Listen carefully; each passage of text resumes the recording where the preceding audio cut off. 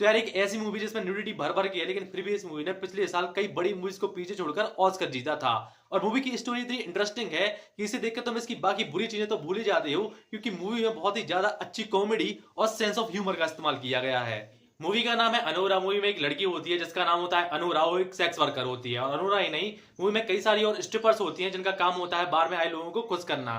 और इसी बीच एक लड़का जिसका नाम है ईवान, वो रसिया से अमेरिका आया अपनी पढ़ाई करने के लिए, क्योंकि रसिया में उसके फादर बहुत पैसे वाले हैं और एक कैथोलिक चर्च के फादर हैं। इसलिए उन्होंने अपने बेटे को रसिया से अमेरिका पढ़ाई करने के लिए भेज दिया। पर ईवान अमेरिका में पढ़ाई के अलावा सारे वो काम करता है जो उसे नहीं करने चाहिए थे। और एक रात वो अनुरा के पास उसके क्लब में जाता है और उसको अनुरा के साथ इतना अच्छा लगता है कि वो अनुरा से कहता है कि अगले दिन तुम मेरे घर पर आ जाओ। और अगले दिन अनुरा उसके घर पर चली भी जाती है और इसके बाद दोनों घर पर एक अच्छा टाइम बिताते हैं, मतलब कि बहुत अच्छा। और उसी दिन ईवान अनुरा से कहता है कि क्यों ना तुम मेरी 7 दिन की गर्लफ्रेंड बन जाओ मेरे दोस्तों के सामने, जिससे कि दोस्तों के सामने मेरा एक अच्छा इंप्रेशन बनेगा और मैं तुम्हें इसके लिए $15,000 भी दूंगा। और अनुरा ये सुनकर उसके लिए मान जाती है और 7 दिन अपने दोस्तों के साथ दोनों बहुत बढ़िया पार्टी करते हैं। और एक रात ईवान अनुरा से कहता है कि मैं तुम्हें बहुत ज्यादा पसंद करता हूं और तुम बहुत ही ज्यादा इंटरेस्टिंग और ऑसम हो, क्यों ना तुम मुझसे शादी कर लो। और मेरी छुट्टियां भी खत्म हो रही हैं और मुझे वापस रसिया जाना पड़ेगा, अपना पापा का बिजनेस संभालना पड़ेगा जिसमें मेरा बिल्कुल भी मन नहीं है। और तुमसे शादी करने के बाद मुझे यहाँ की सिटीजनशिप भी मिल जाएगी और मैं तुम्हारे साथ बहुत खुश रहूंगा।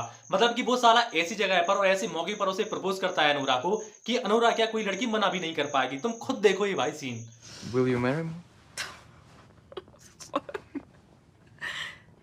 Serious? Are you serious? I'm serious. और अनुराग को भी लगता है कि उसे अब ये गंदा स्ट्रिपर का काम छोड़ देना चाहिए और एक अच्छी सेटल लाइफ जीनी चाहिए, जिसके बाद वो भी ईवान को शादी के लिए हाँ कह देती है और दोनों शादी कर लेते हैं।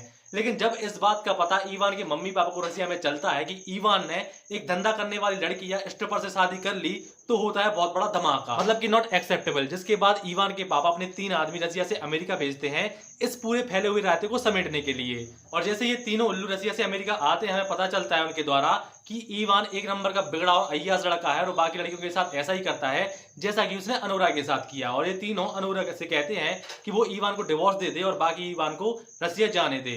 लेकिन अनुरा नहीं मानती है, वो कहती है कि मैं इसे डिवोर्स नहीं दूंगी। और इन तीनों को आता हुआ देखकर ईवान सब कुछ छोड़कर भाग जाता है, यहाँ तक कि अनुरा को छोड़कर ही भाग जाता है, जिससे वो कह रहा था कि वो उसके साथ पूरी लाइफ निकालेगा। इसके बाद ये तीनों अनुरा मिलकर ईवान को ढूंढते हैं और ईवान मिलता है या नहीं, और अनुरा क्या ईवान को डिवोर्स देती है। और इसके बाद मूवी में बहुत ज्यादा कॉमेडी होती है, मतलब कि ऐसी कॉमेडी तुमने बहुत दिनों से नहीं देखी होगी, मतलब कि एक नंबर। और आगे मूवी में क्या होता है भाई तुम्हें जाकर देखना, तभी तुम्हें मजा आएगा।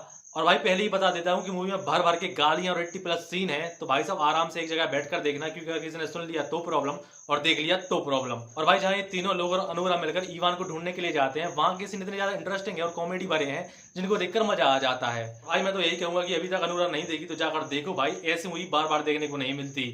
और भाई अगर तुम्हें पता नहीं है तो मिकी मेडिसन ने इस मूवी में अनुरा के कैरेक्टर के लिए ऑस्कर भी जीता था।